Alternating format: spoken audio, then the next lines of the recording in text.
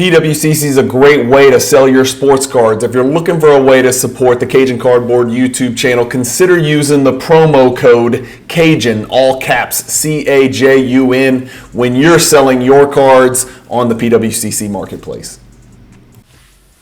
Hey guys, Brian with Cajun Cardboard coming at you from the great state of Louisiana with mail day number 131. This is 5 cards. This is going to be super quick. A couple of hierarchy cards, actually 5 hierarchy cards show up in this one. Many of these are placeholders. Well, a few of these are placeholders, and one of them is a monster PSA 10, which I was really excited to pick up. I think it's a pop 19 or something like that. So very rare card. I got it in a private acquisition. So let's get cranking. I'll switch you guys over. You guys know how I do my mail days. I use the PWCC Vault to store my Jordan collection. It helps me, inventory what I have, manage what I have. I can get in and out of cards to upgrade my collection easily, and move duplicates and things like that. So PWCC is sort of my platform of choice and the hub of kind of how I collect cards. If you want to know more about it, just message me or whatever. I am an affiliate sponsor with PWCC, affiliate partner, I should say, with PWCC. So if you got any questions, just hit me up. Anyway, let's get cranking. Let's start with the coolest card on the list. This is a card that I picked up in the cross country collection. So some of you guys may have seen it in the Digging for Gold episodes. And then again, maybe in the PSA grade reveal episodes. I was a little disappointed it came back a PSA 7. I was really hoping for a little bit better grade, but it's one of those cards that's like super rare. This is the 1991 Fleer Michael Jordan 3D Wrapper Redemption, and I don't have all the details, but we talked about it on the Cajun Cardboard Michael Jordan hierarchy with Josh Dawson at Northeast Sports Cards, and he sort of explained the process, but essentially you send in a bunch of wrappers, which is why it's called a wrapper redemption, and they send you back a 3D version, an acrylic 3D version of one of the 1991 Fleer cards, and I can't stress to you guys, you're not going to be able to tell with this 2D image, but this card right here is so incredibly different in hand than it is in this picture. This looks just like the normal 1991 Fleer number 29.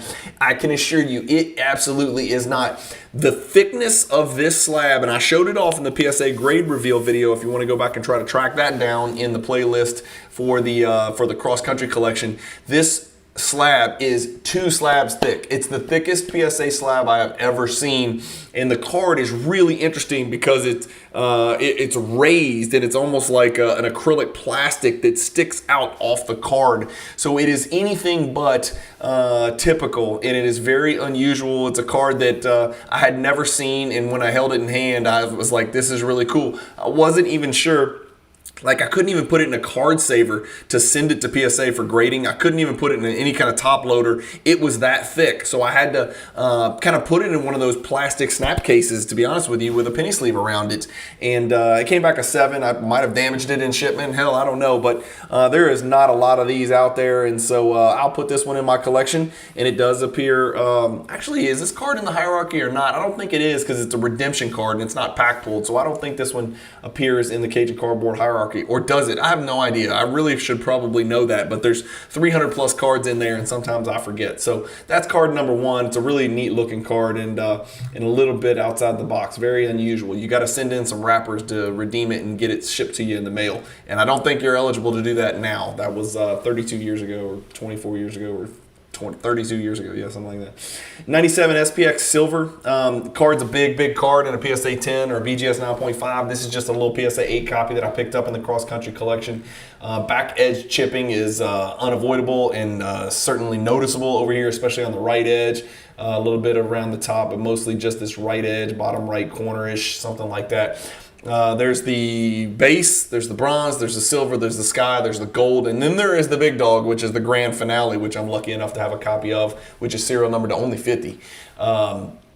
So this SPX Silver is PSA 8. It's clearly a placeholder. I don't have a 9 and I don't have a 10, so I'm always looking to upgrade that one. So just a placeholder for now. Mod Squad, again, PSA 10s are few and far between. This is a placeholder. I sent this in raw myself. Really expected it to grade significantly better than this because, as you can see, this is squeaky clean. This is a 9 at the absolute worst. But For whatever reason, it came back a PSA 8, and so it sits in my collection as a placeholder. This is a card that does appear in the Michael Jordan hierarchy in Tier 4. And then a power boosters here. This is the 95 power boosters. Remember, there's a few of these. There's the steals leaders, there's the scoring leaders, there's the card number 277. This is the card number 1, active scoring leaders, and it's Michael Jordan with that top-down view.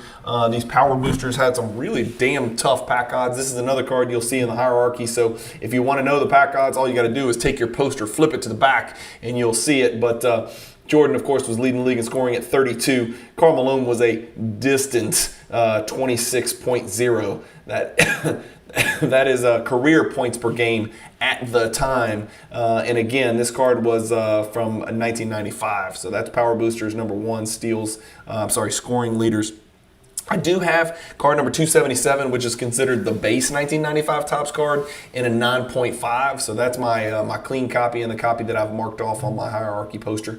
And then the last card is the card that I'm the most excited about picking up. This card actually went from my good friend Josh Adams, who is at Midwest Vintage Cards, who is the proud co-owner of 90sauctions.com, and a friend of mine and a great Jordan collector amongst other dusty memorabilia and cards that he owns. He actually traded this in to Grant Slayton, one of the biggest Jordan dealers in all of America. In fact, one of just the biggest dealers in all of America, and a stand-up absolute class act, who I had the pleasure of joining for dinner at the Chicago National at a nice little dinner party with some of the real bigwigs in the hobby. I was really a fly on a wall and happy to be in that room and kind of sponge off some of those guys and learn a lot more about cards than I ever knew.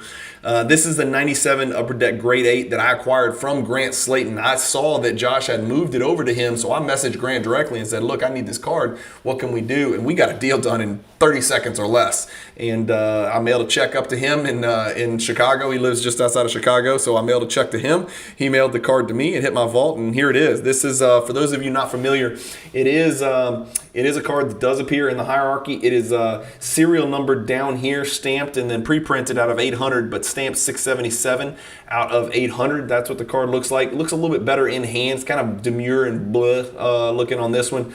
But that is what the 97 Upper Deck Grade 8 Michael Jordan serial number to 800 looks like. It's a PSA 10 copy. The card does appear here. It's actually on the very last page of the very last tier.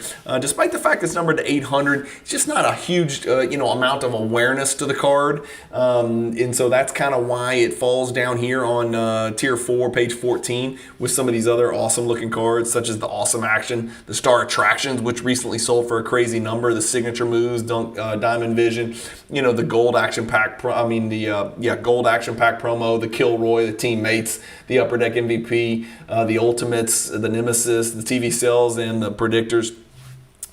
How awesome is it to look at the tier 4 cards and realize there's some really awesome, really valuable cards on the very last page of tier 4. And again, just a reminder, all of tier 4 is the same. It's not like one page, the first page is better than the others. I throw them all in there together, but there's some really good looking cards. The Spike Says, the Sterling Refractor, the Silver Spotlight, just some awesome stuff in tier 4. But here's your grade 8s up here. Second card, top row, second from left, right next between the Ultimates and the Upper Deck 93 MVP hologram card. So cool card right there. And here's what this card is looking like in the pop report. So this is probably the big pickup out of the 5 cards you're going to see today. It's a pop 19 in PSA 10, so I paid a penny for it, right? A little over $2,000 for this card. There are 16 9.5s and 19 PSA 10s. That's 35 gems to go around. It's serial numbered to 800, but it's only been graded about 122 times. That's not a lot. It seems like it would be graded about 400 times if there was 800 of them out there, but for whatever reason,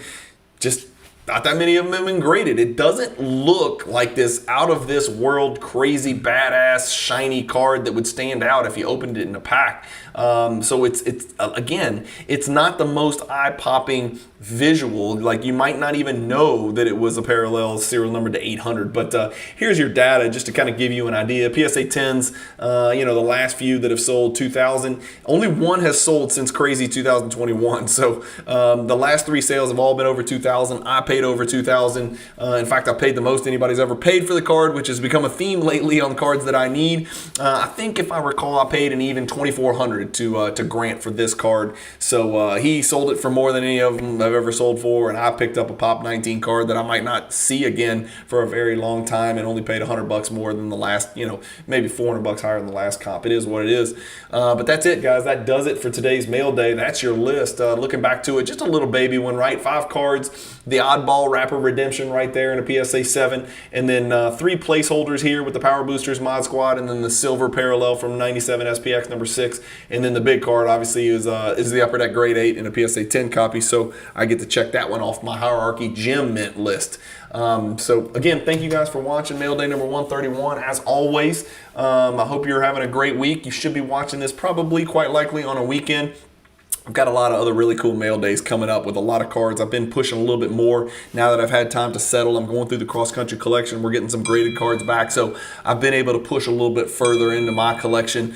Sorry about my phone going off. So thank you guys for watching. As always, keep collecting, stay positive in the hobby, and peace.